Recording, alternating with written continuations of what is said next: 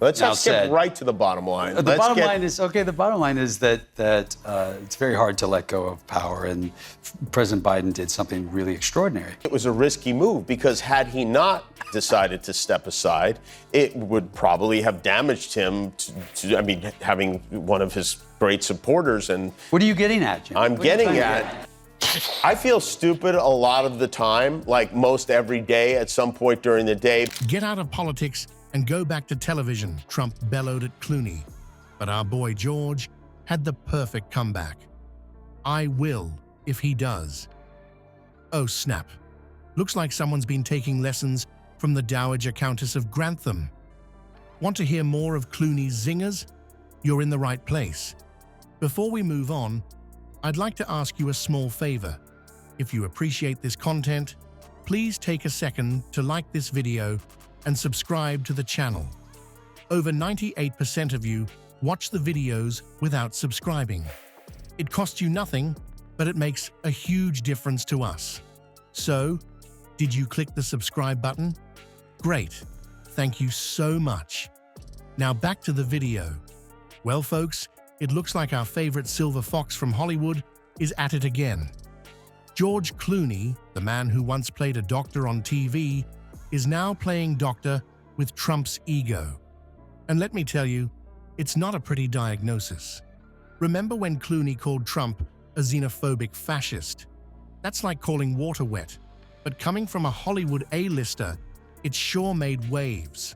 You took a big swing, and thank God you hit that ball out because it could have gone very badly. It could have gone very, very it badly. Still go badly. You know? Well, and I have to say, I'm terrified and it's exciting. You know, we're going to live in New York for a while. No, but I did one play. I've done a lot of plays in L.A., right. But I did one play at Steppenwolf about 30 years ago. It's been a long time.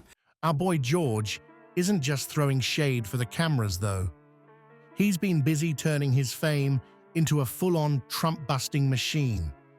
Now, you might be wondering, why is this guy who used to save lives on ER getting all political?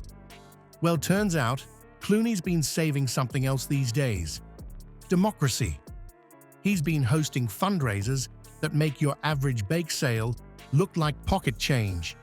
We're talking million-dollar dinners for the Democrats. I guess when you're George Clooney, you don't just bring a casserole to the potluck.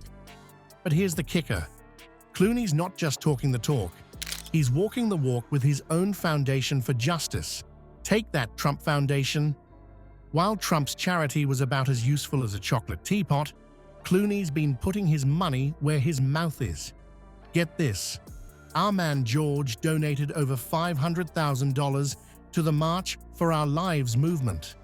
That's a lot of dough, even for a guy who probably has solid gold toilet paper.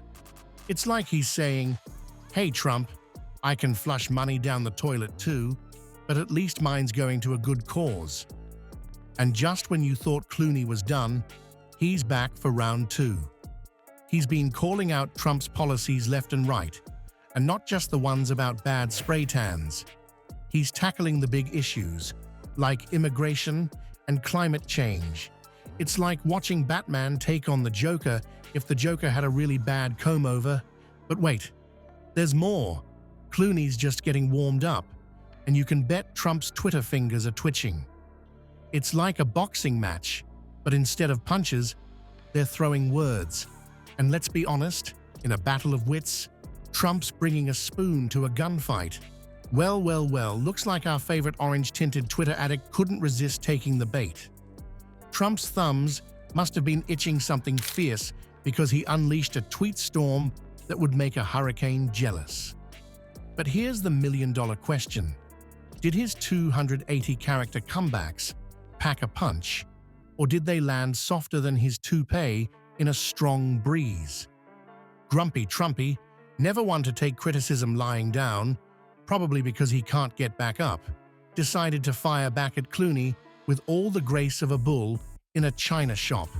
And boy, did he pull out all the stops from his insult playbook. You've seen this, but he posted in July, so now fake movie actor George Clooney Yeah, He doesn't know that movies are fake, does he? I don't think so. Clooney should get out of politics and go back to television. Movies never really worked for him.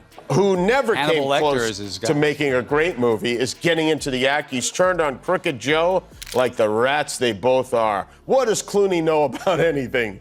We're talking classics like Hollywood Elite and Looney Clooney. But the real kicker, he called George a fake movie actor. Because, you know, all those Oscars are just fancy paperweights, right? But here's where it gets juicier than a well-done steak doused in ketchup.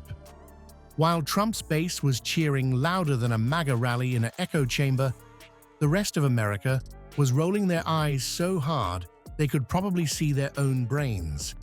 It's like watching a toddler throw a tantrum, except this toddler has access to nuclear codes. Now, you'd think Clooney might stoop to Trump's level and start slinging mud back. But nope, our silver fox decided to take the high road. When asked about Trump's tweets on Jimmy Kimmel's show, Clooney just quipped, "You know, I will if he does. That's a trade-off I'd do." Talk about killing him with kindness. It's like watching a master chess player respond to, "I know you are, but what am I?" But wait, there's more. Trump's Twitter tantrum might have backfired bigger than his attempt at healthcare reform. While he was busy composing insults that would make a fifth grader cringe, Clooney's popularity got a boost. That's right, folks. Trump's insults were about as effective as a chocolate teapot. And let's not forget, this isn't Trump's first rodeo when it comes to lashing out at celebrities who dare to criticize him. It's like he's got a dartboard of famous faces in the Oval Office, and he just throws insults at whoever it lands on. Robert De Niro, Meryl Streep, they've all faced the wrath of Trump's Twitter fingers. It's almost like he's more concerned with what Hollywood thinks of him than, oh, I don't know, running the country. Well, folks, it looks like the Battle of the Stars is heating up, and Clooney's got Trump sweating more than a snowman in a sauna. Recent polls show that our favorite silver fox is still riding high in popularity, while Trump's approval ratings are sinking faster than his hair in a windstorm. Seems like the public's got a soft spot for celebrities who actually use their fame for something other than tweeting nonsense at 3 a.m.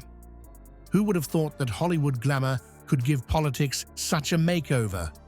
Maybe we should start handing out Oscars for best performance in a political smackdown. So, next time you're watching Ocean's 11, remember that Clooney's not just pulling off heists on screen, he's stealing the spotlight from old Trumpy too. And who knows, maybe by 2028, we'll be calling him President Dreamboat. Just kidding, unless...